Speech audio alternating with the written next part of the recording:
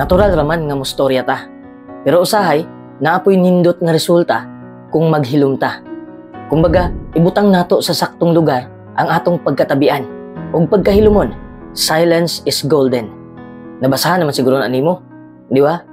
Usahay ang paghilom ang solusyon para di na mudako ang panaglalis. Usahay man god kung sobra na ang imong pagsulti, naa kay mga sayop nga pulong nga masulti, nga di nimo mapansin. Sa kini nga video, atong makatunan ang 7 ka rason kung nganong mas maayo pang maghilom kaysa mutabi. Number 1. Dili tanan kinahanglang i-explain. Siguro makapangutana ka. Di na lang day ko mutubag kung giinsulto ko. Magpakahilom na lang day ko. Tinuod nga masakitan ta kung naay mo insulto nato. Pero ang pinakasakit, kung wa ka kabalo kung unsay itubag nimo sa ilang insulto. Dapat man god ang tubag nimo sa ila kanang naay punto. Dili tong tubag nga unprofessional kaayo. Kay mas musamot ang negatibong sitwasyon. Mahimo na og away. Pero kung di ka mutubag sa ilang insulto, dira na nila makita kung unsa ka ka-professional. Ug makita nila kung unsa sila ka-unprofessional. Ay kagool kung naghilom ra ka. Di man required nga mutubag ka sa mga taong nagtamay nimo. Depende na pud na kung giunsa nimo pagpugong imong kaugalingon. Gisulti ko ni nimo kay gusto ko nga naa kay kaalam. Kung daghag isulti, dili kalikayan ang kasaypanan. Apan maalamon ang nagbantay sa iyang baba. Ay nalag isulti kung wa kay maayong isulti. Kay kung negatibo ang imong nadungog, unya negatibo pud ang imong iyaw-yaw, di mo mahuman. Puros mo negatibo. Wa mo'y makuhang kaayuhan sa inyong gipangyaw-yaw. Patya ang ilang insulto, pinaagig paghilom. Usbuna ko silence is golden. Number 2. Dili tanan maminaw sa imo. Para sa asa pa ang pagstorya nimo kung wa ka gipaminaw. Halos tanan di maminaw sa imong gipangsulti. Ang uban way paki sa imong gibati. Masayang ra ang imong kusog ug oras.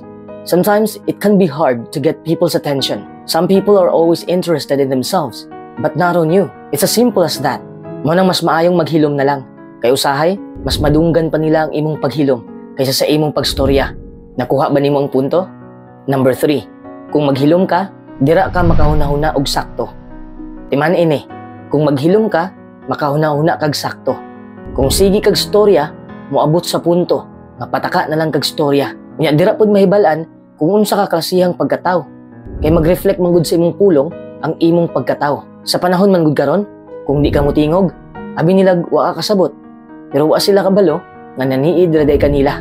Not talking means you are listening. When you are listening means you understand. You understand because you are mentally present. So there's no need to come up with something to say.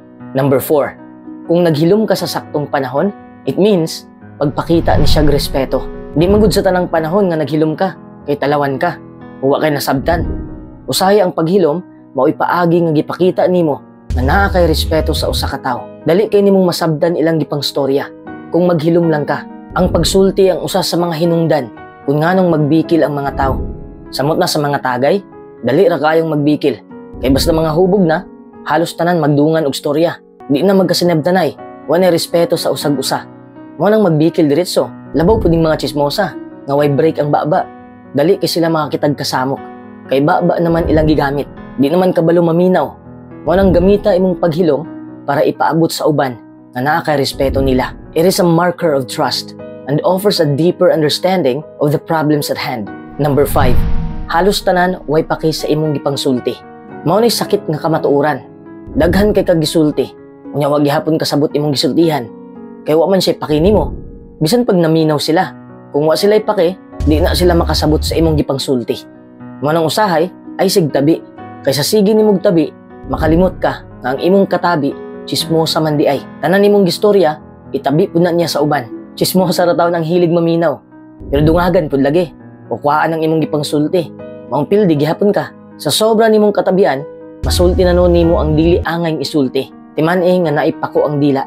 Isa ra kasulti, diretso na nakatag. Pero pud ko nag-ingon nga magpakahilom na lang jud ka pirmi. Pwede man kang mustorya. Pero kanang naapoy unod imong gipang storya. Ay awat sa uban nga sigig tabi. Unya wa na kabalo kung unsa ilang gipang tabi. Number 6. Ugni imong baba. Silence is so powerful. It frees us from people's words. Kung hilom ra kay ta, maglisod og libak ang mga tawo sa tua. Di man ta nila mailhan kay misteryoso man kayo ang atong dating. Silence is your weapon. Aya ka mo storya, kung nahunaas sa makadaghan kung makapasakit ba na imong pulong o dili. Kung makasakit man gani sa imo o sa ubang tao, ay nalagtingog, takuma na lang na imong baba. Ay tuguti nga mapildi sa imong pagbati ang imong pangisip. Number 7, naay saktong panahon para mutingog. Naayo oras sa paghilom, napoy oras sa pagsulti. Di man pud ko hilomon, pero di pud ko tabian. Siguro 1/4 ra ang nahibalaan sa mga tao bahin sa kuha. Di man gud nako isulti ang tanan, kay wa man pud sila labot sa akong kinabuhi. Ang punto lang nako, di jud dautan nga maghilom. Samot na sa panahon karon, saba na kayo ang kalibutan. Daghan na kay chismosa, daghan na kay mutira nimo. Mo nang di nato dungagan pa. Dili dali maghilom. Samot na kung tabian na kadaan. Pero testingin lang sa anara nga maghilom ka. Tun kung unsaon nimo pagpugong ang imong kaugalingon.